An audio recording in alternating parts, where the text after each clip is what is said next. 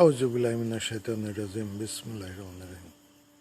আসসালামু আলাইকুম ওয়া রাহমাতুল্লাহি ওয়া বারাকাতুহু। সালাতু ওয়াসসালামু আলাইকা রাসূলুল্লাহ, সালাতু ওয়াসসালামু আলাইকা হাবিবুল্লাহ। আশহাদু আল্লা ইলাহা ইল্লাল্লাহ, আশহাদু আন্না মুহাম্মাদুর রাসূলুল্লাহ। আলহামদুলিল্লাহ। বাইরে শিরিক কুফরি বিদাতি করবেন না, এর থেকে বেঁচে থাকুন। যাক, আজকে একটা পেপারের একজন সাংবাদিক অর্থাৎ শুকর দাশগুপ্তের একটা লেখা লিখেছে বাংলাদেশ প্রতিনিধি। আজ 2রা এপ্রিল 2021 সাল শুক্রবার পেপারটা প্রকাশ পেয়েছে বাংলাদেশ প্রতিদিনের খবরে। শুকর দাশগুপ্ত উনি লেখাটা লিখেছেন। উনি মোদির বিরুদ্ধে কথা বলেছেন, মোদির আগমনের ব্যাপারে কথা বলেছেন। মোদি বাংলাদেশের স্বাধীনতার যুদ্ধে অ্যারেস্ট হয়েছিল, যুদ্ধে যোগদান করেছিল। এই ব্যাপারে মোদি এখানে এসে যেসব কথা বলেছে তার প্রতিবাদ করেছে। ভালো, এর দিকটা ভালো। মোদি আসলে মিথ্যা কথা বলে গেছে।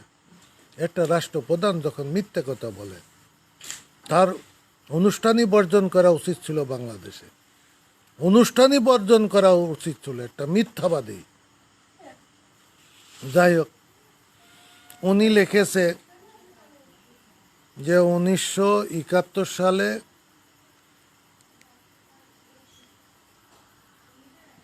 উনি লিখেছে 1971 সালে 16ই ডিসেম্বর ভারতের পার্লামেন্টে ইন্দিরা গান্ধীজি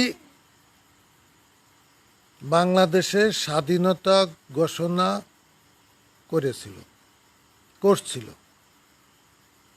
1971 সালে 16ই ডিসেম্বর ইন্দিরাজি পার্লামেন্টে বাংলাদেশের স্বাধীনতা ঘোষণা করছিল। এই কথাটা কূটনীতিক পেছে ফেলেছে, যা বাংলাদেশের সার্বভৌমত্বের উপরে আঘাত এনেছে।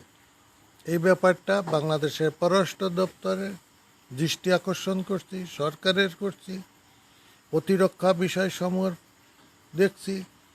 বাংলাদেশ প্রতিদিনের পেপারকে বলছি, তোমরা বিষয়টা ব্যাখ্যা তলব করো। 1971 সালে 16ই ডিসেম্বর উনি এইভাবে লিখতে পারে, বা যেভাবে হয়েছিল, যে ভারত এর পার্লামেন্টে ইন্দিরা গান্ধী বাংলাদেশ 16ই ডিসেম্বরে বাংলাদেশ মুক্ত হয়েছে, যেটাকে বিজয় দিবস বলা হয়। উনি এইটা ঘোষণা দিয়েছিলেন যে বাংলাদেশ মুক্ত হয়েছে, যেটাকে বিজয় দিবস বলা হয়। কিন্তু এইটা হয়েছিল, কিন্তু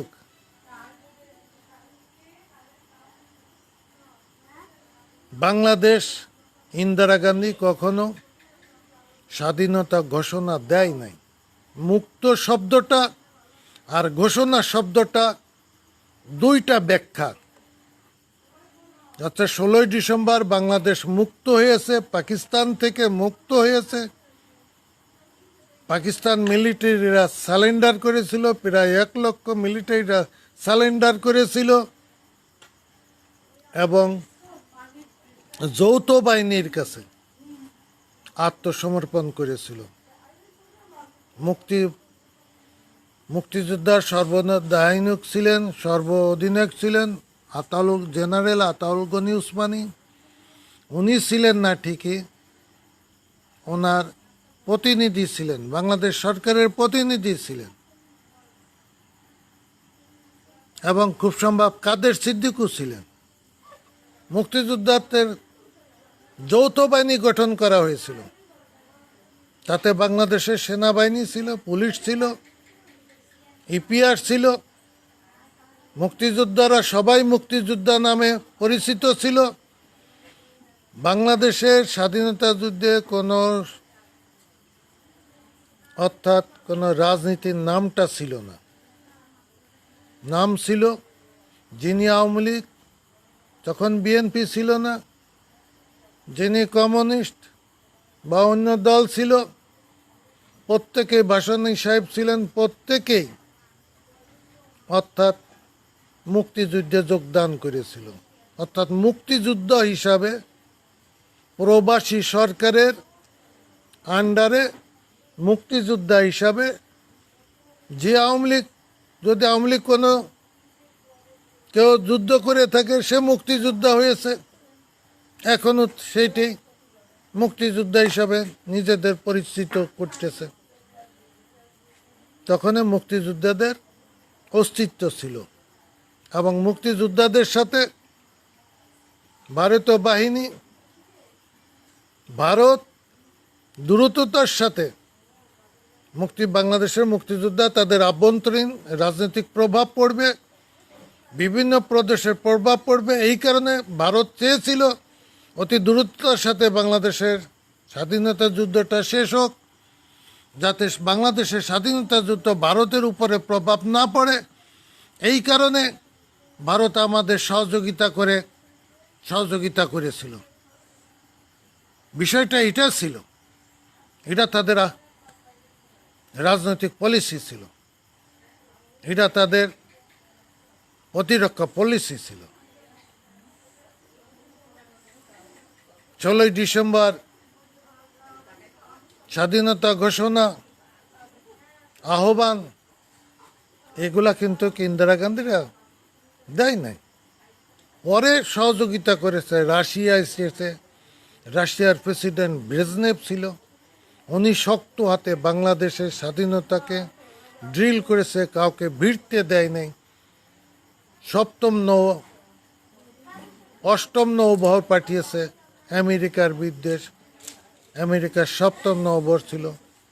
অর্থাৎ যেরকম মুরগির বাচ্চাকে করে রাখে, ওইভাবে রাশিয়া মূল ভূমিকা রেখেছিল ব্রেজনেভ।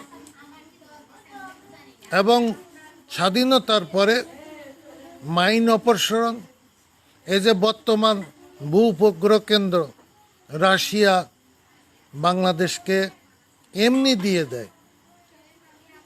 রাশিয়া যা করেছে বিনা স্বার্থে, এর কোনো বিনিময় রাশিয়া নেয় নাই। যত মাইন অপারেশন করছে বঙ্গোপসাগরে, বিভিন্ন নদী, বিভিন্ন উপনদীতে সম্পূর্ণ ফ্রি করে দিয়ে গেছে। বেতবুনিয়া ফ্রি করে দিয়েছে, আরো অনেক কিছু ফ্রি করে গেছে রাশিয়া। কোনো বিনিময় নেয় নাই, কোনো বিনিময় রাশিয়া নেয় নাই। রাশিয়ার সৈন্যরা তো আহত নিহত হয়েছে, তারা তো কোনো বাংলাদেশের কাছে সার্বভৌমত্বের উপরে কোনো আঘাত দেয় নাই।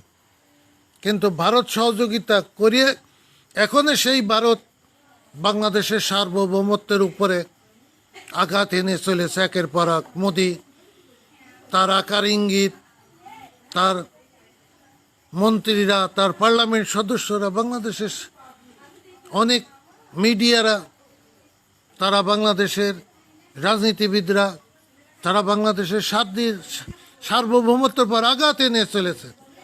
এতকাল কিন্তু ভারত সাহস পায় নাই, কিন্তু এখন ভারত উন্মুক্তভাবে যা ইচ্ছে তাই বলে বেড়াচ্ছে।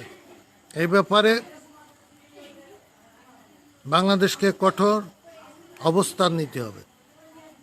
অর্থাৎ গুপ্ত সাহেবকে তলব করুন।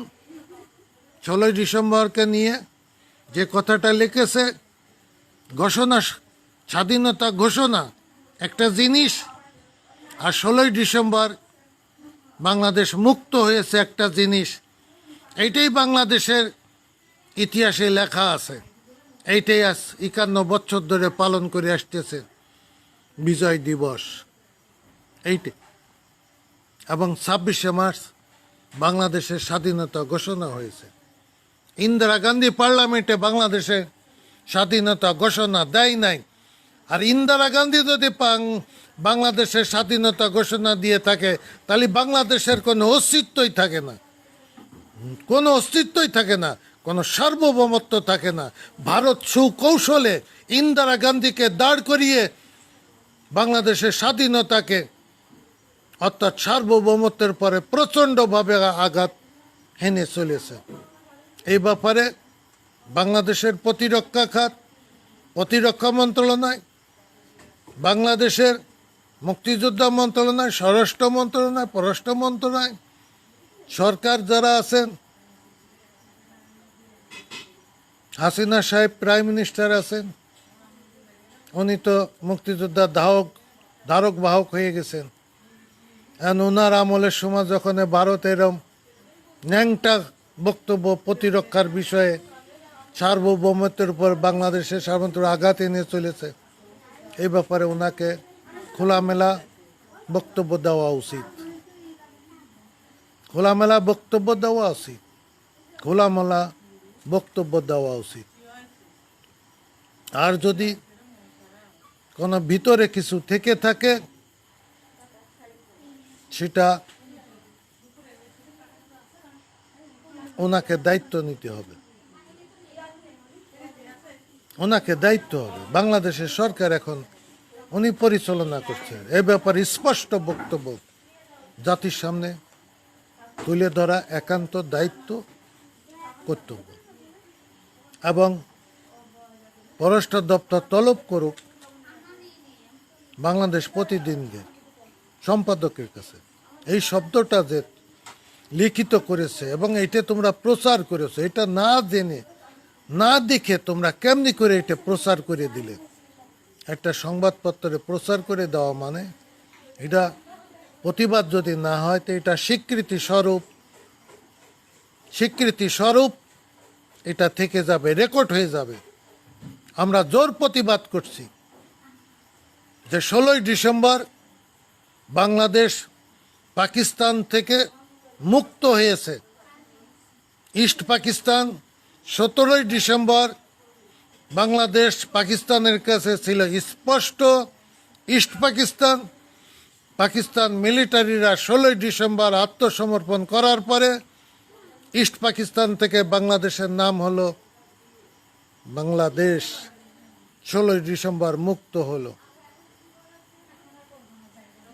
ইসরায়েল বাদে সকল মুসলিমদের, সকল বিশ্ব পর্যায়ক্রমে আজ পর্যন্ত জাতিসংঘের সকল রাষ্ট্র দেশসমূহ স্বীকৃতিপ্রাপ্ত স্বাধীন সার্বভৌম বাংলাদেশ কিয়ামত পর্যন্ত টিকে থাকবে এবং বাংলাদেশের স্বাধীনতা সার্বভৌমত্বের জন্য বাংলাদেশের প্রত্যেকটা নাগরিক, যদি হিন্দু খ্রিস্টান ঐক্য পরিষদরা যদি বেইমানি করে, হয়তো তারা বাদে বাংলাদেশের প্রত্যেকটা মানুষ, নারী পুরুষ আবাল বৃদ্ধা বনিতা, অর্থাৎ যে কোনো আগ্রাসনের বিরুদ্ধে বাংলাদেশ প্রতিরোধ গড়ে তুলবে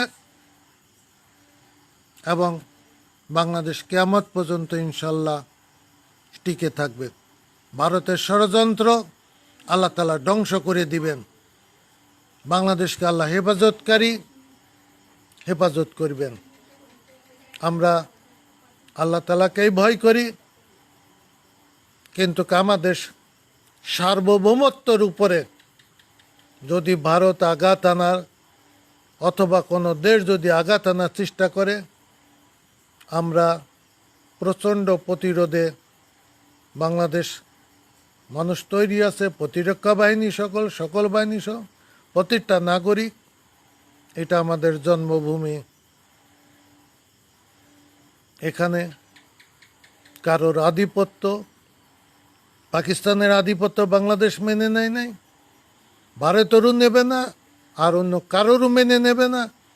এবং রাজনীতিবিদরা, যারা দলীয় রাজনীতিবিদরা যখন ক্ষমতা যায়, তারা যে আধিপত্য বিস্তার করে সমাজে, প্রশাসনের সকল স্তরে, এই আধিপত্য মুক্ত একটা সমাজ ব্যবস্থা, প্রশাসনিক ব্যবস্থা, রাষ্ট্রীয় ব্যবস্থা, যাতে প্রতিটা নাগরিক তার ধর্মীয় তার জীবনযাপন, তার ওয়ারিশ, নাগরিক অধিকার, সেবা খাত যাতে নিশ্চিত হয়, সেই ব্যবস্থা করার জন্যই আমাদের এই ছোট্ট অর্থাৎ প্রচেষ্টা।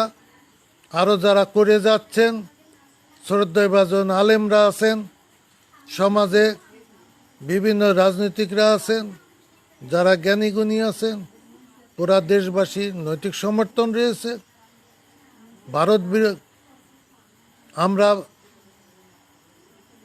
ভারত যখন আমাদের সার্বভৌমত্বের উপরে ন্যাংটা হামলা চালাচ্ছে, কূটনীতি হামলা, ভাষা হামলা চালাচ্ছে, তখন আমরা প্রতিবাদ করছি। এছাড়া তো যদি তারা বাংলাদেশের সার্বভৌমত্বের উপরে যদি উলঙ্গ প্রতিরক্ষার উপরে অভিযান না চালাতো, তাহলে আমরা তো ভারতের বিরুদ্ধে কোনো কথা বলতাম না। ভারত যখন বলে যাচ্ছে, ভারতের রাজনীতিবিদরা যখন, কলমিস্টরা যখন বলে যাচ্ছে, তখন আমাদের তো প্রতিবাদ করতেই হবে, এর বিকল্প নাই। মোদি আশা কেন্দ্রিক আজ পর্যন্ত যে ঘটনাগুলো ঘটেছে, প্রতিবাদ হচ্ছে, এই প্রতিবাদ সঠিক আছে, এবং আগামীতেও যদি ভারতের থেকে যদি কোনোভাবে বাংলাদেশের ভাষা আগ্রাসন অর্থাৎ পদাতিক আগ্রাসন, যে কোনো আগ্রাসনের বিরুদ্ধে বাংলাদেশ তৈরি আছে, বাংলাদেশ অ্যালার্ট আছে। বাংলাদেশের প্রত্যেকটা নাগরিক, যারা বেইমানি করবে তারা বাদে, প্রত্যেকটা নাগরিক তারা ব্যাটল, এবং এক একজন ব্যাটল ডিনামাইটের মতন বিস্ফোরণ হইতে থাকবে। বাংলাদেশের স্বাধীনতা, সার্বভৌমত্ব, প্রতিরক্ষা, দেশ, জাতি, ধর্ম এবং প্রত্যেকটা নাগরিকের অধিকার, মানবাধিকার, বিশ্ব মানবাধিকার, জুলুম থেকে মুক্তি, এই ব্যাপারে বাংলাদেশ সদা প্রস্তুত রয়েছে। এই ব্যাপারে অর্থাৎ বাংলাদেশ প্রতিদিনকে এখনই দেখুন, আপনারা তলব করুন, এটা তো সকলের টেবিলে আছে।